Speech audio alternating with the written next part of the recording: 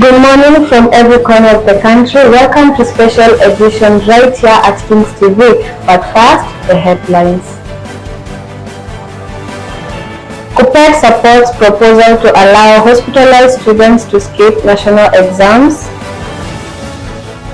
Kuendelea pande yangu hiyo miaka 5 inatosha. From 5 years to 7 years.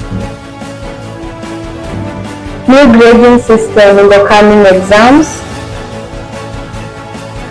Tragic murder crisis in universities and colleges.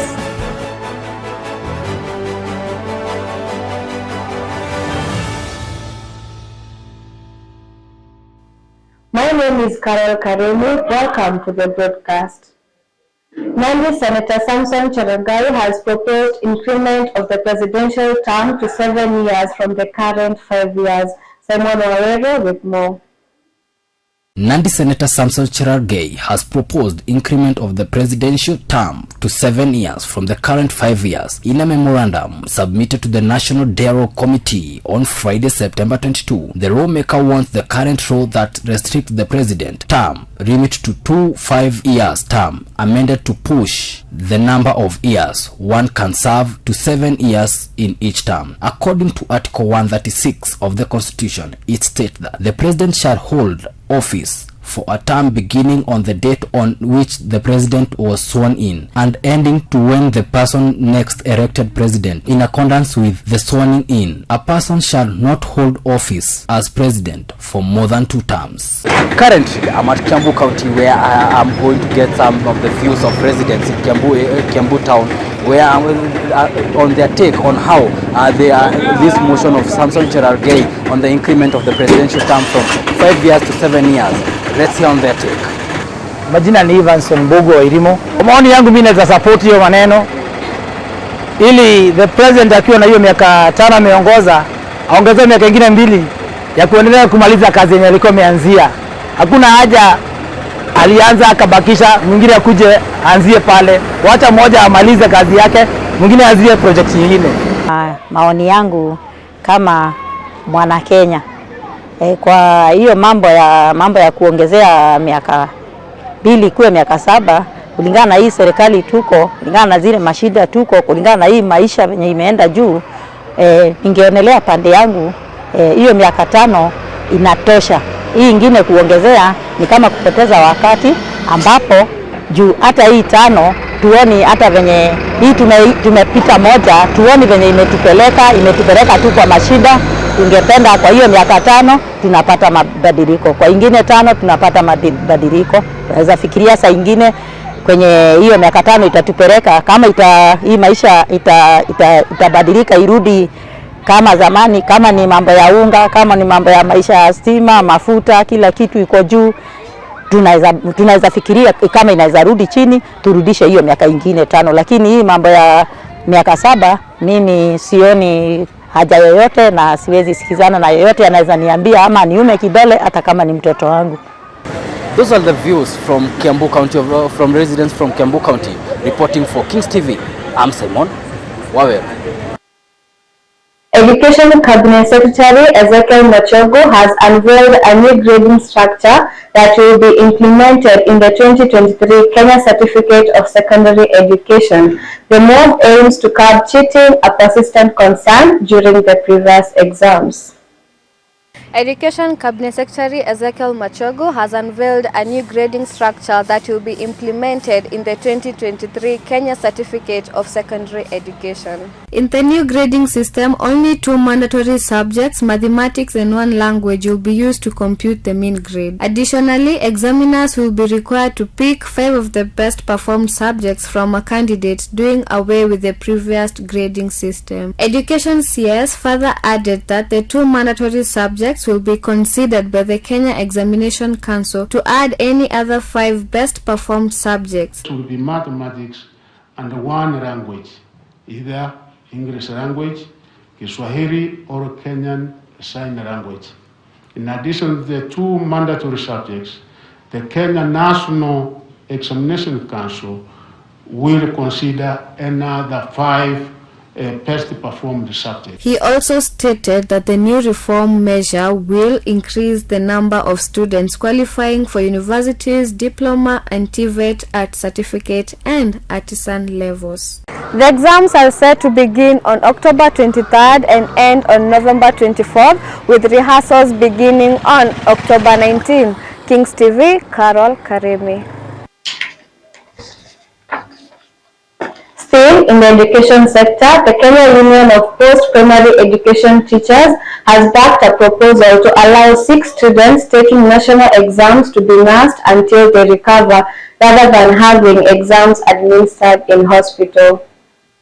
The Kenya Union of Post-Primary Education Teachers (KUPPET) has backed a proposal to allow 6 students taking national exams to be nursed until they recover, rather than having the exams administered in hospital. The proposal was made by Julius Meli, chairman of the National Assembly's Education Committee, who stated that it is unfair to burden an ailing student who has been hospitalized with exams, arguing that candidates can be given supplementary exams after recovering. However, the chairman has asked the Kenya National Examination Council Board to put in place adequate strategies to ensure that the national examinations reach students on time, as the country is expected to experience El Nino rains. Kings TV, Carol Karemi.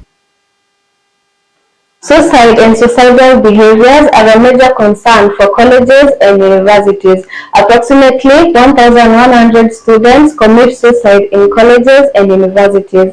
Beyonce Wangoi with more details.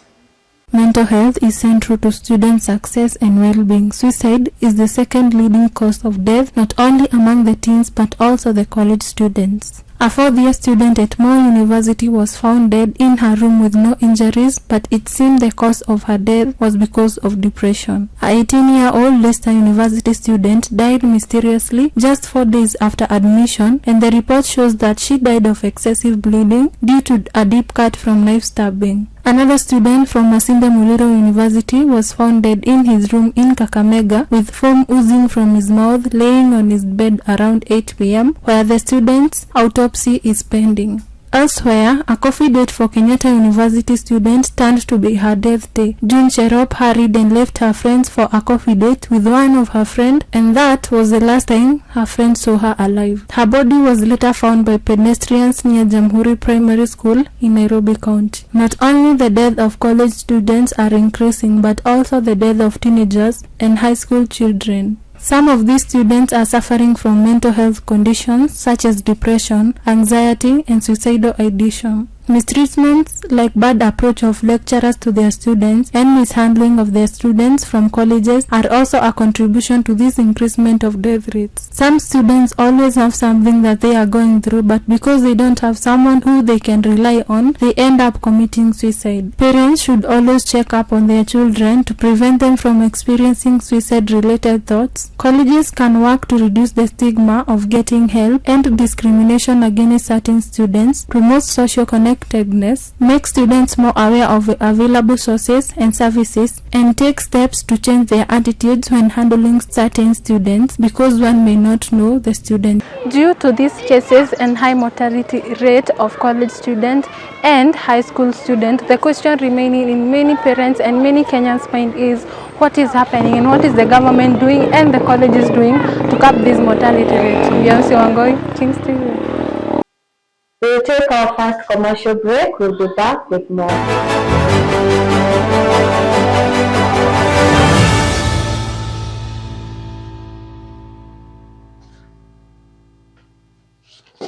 Welcome back.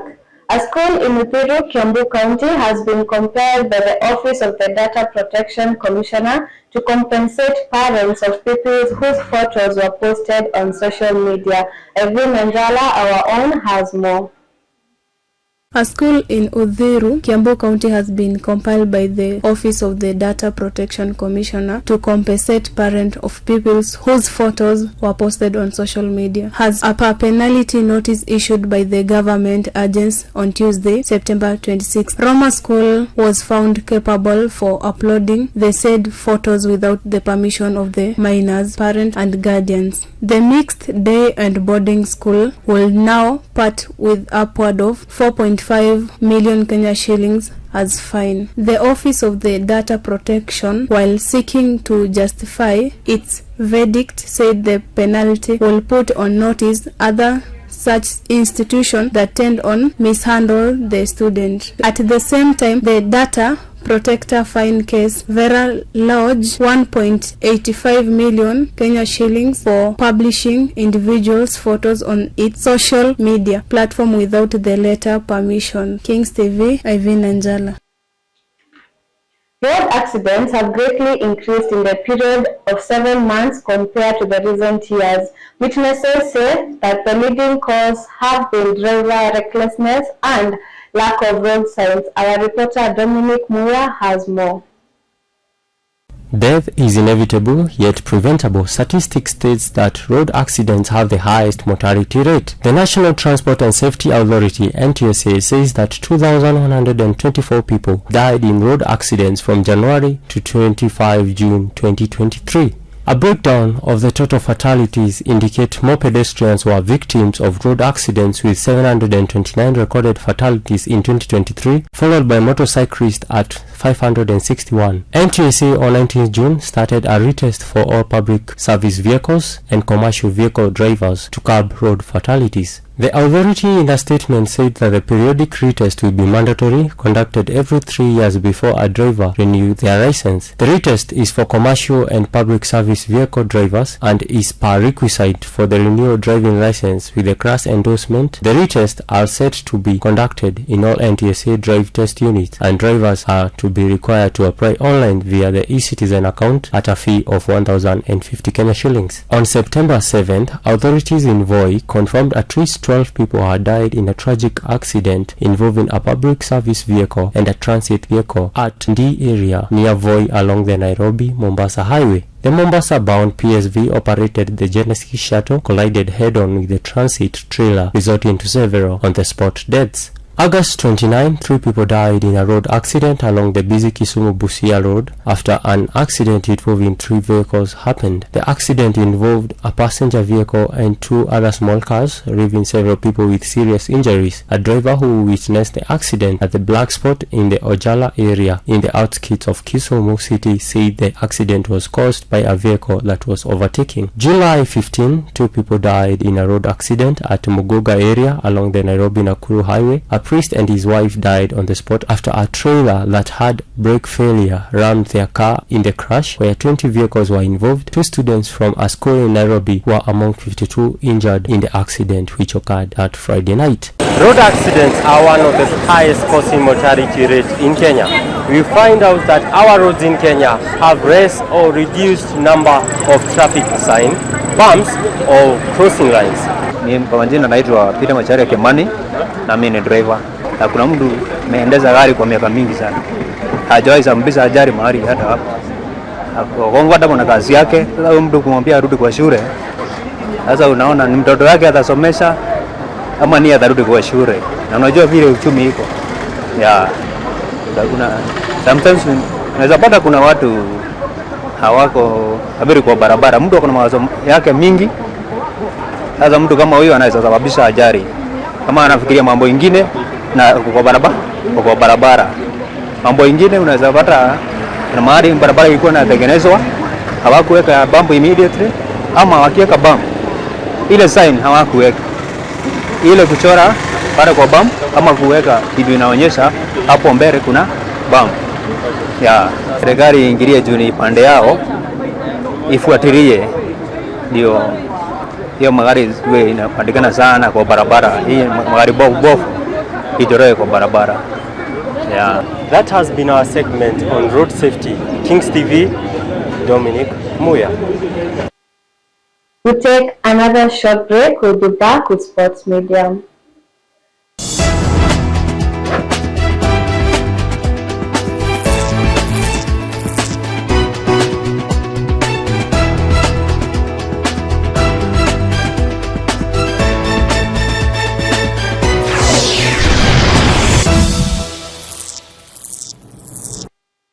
Super Marines Club proved to be the best after winning most of the medals during the Kiambu County Invitational Swimming Gala. at the M-Pesa Foundation Academy in Thika. Irene has more. Super Marine Swimming Club proved to be the best after winning most of the medals during the Kiambu County Invitation Swimming Gala at the M-Pesa Foundation Academy in Thika. The two-day meeting, which ended on Sunday, saw Super Marine swimmers showcase their pros and they floored their opponent with ease. The club finished top of the podium with 71 medals that included 24 gold, 26 silver, and 21 bronze. The Crawford International School finished second with 64 medals, 21 gold, 17 silver, and 26 bronze. Hydrofit Swimming Club completed the top 3 position after amazing 54 medal, 17 gold, and 18 silver, and 19 bronze. In the men's category, Super Marines were unstoppable after they won 45 medals. They had 16 gold, 15 silver, and 14 bronze medals. Hydrofit were second with 29 medals that included 11 gold, 9 silver, and 9 bronze. Nairobi's Aga Khan Academy were third with 11 gold, 7 silver,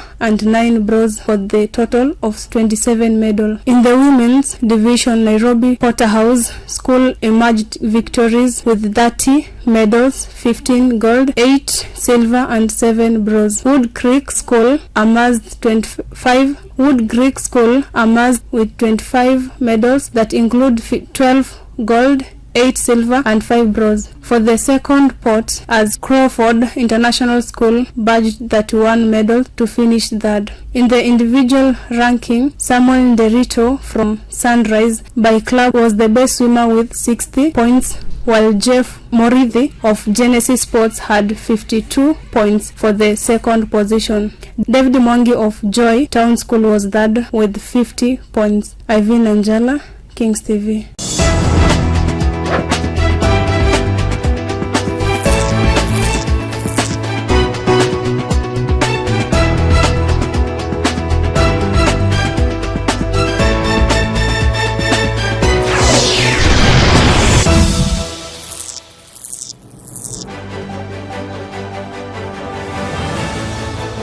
Many thanks for staying tuned. Have a blessed day and see you in the next bulletin. I am Karen.